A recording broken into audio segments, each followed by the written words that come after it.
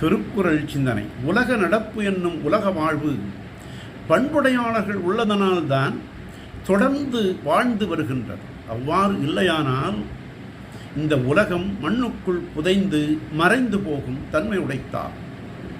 இந்த கருத்துதான் புறநானூற்றில் உண்டாலம்ம இவ்வுலகம் என்று தொடங்கி பிறர்க்கென முயலுணர் உண்மையானே என்று முடியும் புறநானூற்று பாடலுக்கு பொருத்தமான கருத்தாக அமைந்தது.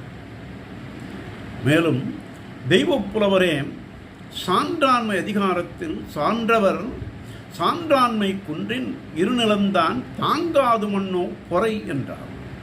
ஆகவே இந்த உலகம் இடையறாது வாழ்ந்து வருவதற்கு பண்புடையாளர்களே காரணம் என்று, அவ்வாறு இல்லையானால் இந்த உலகம் என்றோ மறைந்து போயிருக்கும் என்று தெய்வப்புலவர் பண்புடைமை அதிகாரத்தில் பண்புடையார் பட்டுண்டு உலகம் அதுவென்றேல் மண்புக்கு மாய்வது மண் என்றார். நாளையும் சிந்திப்போம்.